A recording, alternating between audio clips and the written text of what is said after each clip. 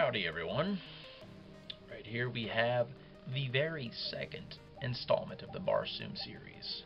And might I say, this was an astounding novel and a perfect sequel to the first Barsoom book, Princess of Mars. As we can clearly see from the front of this book, there's some nice artwork. And yes, it's a paperback. We have the new plant men creatures. Ooh, an old friend. And we got John Carter and his manly cheeks. Back we got some white apes. Spooky. And whew, it is a nice book, might I say so. So, Return to Peril. After the long exile on Earth, John Carter finally returned to his beloved Mars, but beautiful Dejah Thoris, the woman he loved, had vanished. Now he was trapped in the legendary Eden of Mars, an Eden from which none ever escaped alive.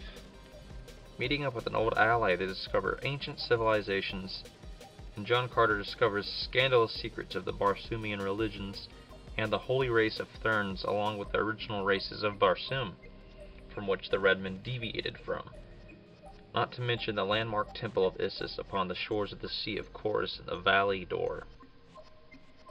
This story consists of the troubles that our great hero John Carter faces as he treks through the wastes of the Martian landscape, trying to escape from captors, and finally meets his lovely wife Dejah Thoris.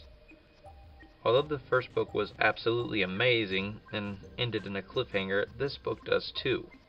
And it is recommended that if you finish The Gods of Mars, to have John Carter, Warlord of Mars, ready, because you will honestly pull your hair out in anticipation. This book, being that second installment of the Barsoom collection, is fantastic and a superb sequel. Some could say even better than the first book, with conflict arising in Helium and problems with religion and race. This book makes quite a juicy representation of being emblematic. This book has sword clashes, battles in the sky, fights in the jungle, and in dungeons along with temples, and even a few anxiety-pressing gun standoffs. This book also introduces a special somebody that I will not spoil, and many other amazing protagonists that join the aid of John Carter. It just really comes to show you, especially the day and age we live in. Mars is awesome, and even Elon Musk thinks so, with the SpaceX company launching its Falcon Heavy rocket, holding Starman and a $100,000 Tesla Roadster. Hopefully this car will make it into the orbit of Mars, or it will crash into the surface. Hopefully there's no Tharks in its path. It just really makes you think, though.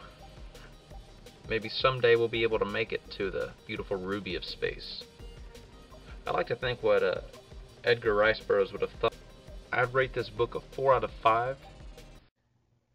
Now, it is very well to say that this book is categorized as pulp fiction, but oh boy, it is a great pulp fiction read indeed.